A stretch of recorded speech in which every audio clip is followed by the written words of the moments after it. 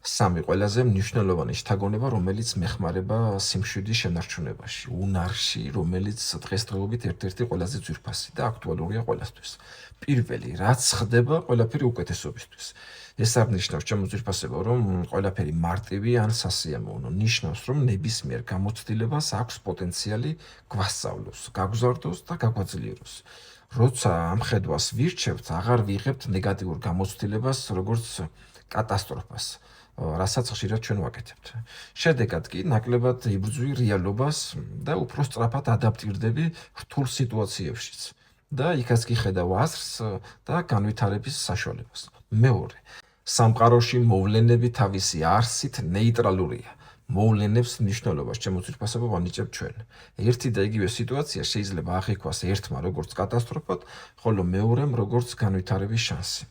როდესაც აცნობიერებ ამ ნეიტრალურობას, ის ავტომატური ნეგატიური ინტერპრეტაციები, რომლის მიწებებაც ასე გვიყვარს ყველაფერზე, ისინი ქრებიან. რის შედეგადაც აუცილებლად მცირდება შფოთვა, გვაქვს ჯანსაღი აღქმა მომხდარის და რაც მთავარია იზრდება შინაგანი თავისუფლება. როცა უკვე შეგვიძლია ავირჩიოთ, როგორ შევხედო მოვლენას და არ რეაგირებდე ბოჩოლასავით იმპულსურად. მესამე, არანაკლებ მნიშვნელოვანი. არ არსებობს პრობლემები, არსებობს გამოწვევები. პრობლემა ჩემო ძვირფასებო ჩვენთვის ბავშვობიდან აღიქმება რაღაც მძიმესთან, ტანჯვასთან, სიძნელესთან და ნებისმიერ სიტუაციაში, როცა პრობლემას ვარქმევთ, ის ავტომატურად ხდება ზუსტად იმ სიძნელის, რაც მასზე შთაგონება გვაქვს. შესაბამისად, ის ხდება დაბრკოლება. ხოლო ამ სიტყვის უბრალოდ გადარქმევა, გამოწვევად უკვე დიდ ცვლილებას გვაძლევს. წარმოიდგინეთ რა მაგრა ჟღერს, ცხოვრების გამოწვევა. რაღაც სიძნელის წინაშე აღმოჩნდით და დაარქვი ცხოვრების გამოწვევა. უკვე ისეთია, რისი გადალახვაც გინდება, აზარს გაძლევს. ეს არის ზუსტად ის ფოკუსის ცვლილება, გადასვლა მსხვერპლის პოზიციიდან აქტიურ მოქმედ პოზიციაში.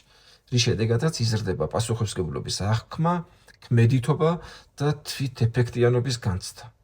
საბოლოო ჯამში კი ამ სამი შთაგონები ცხოვრება აყალიბებს იმ სტაბილურ შინაგან მდგომარეობას, სადაც სიმშვიდი არ არის დამოკიდებული გარემოცემულობაზე. შენ აღარ იძებ კონტროლს ყველაფერზე, შენ იძენ კონტროლს საკუთარ აღქმაზე, რეაქციაზე, არჩევანზე და სწორედ ეს არის შინაგანი სიმტკიცის ბირთვი.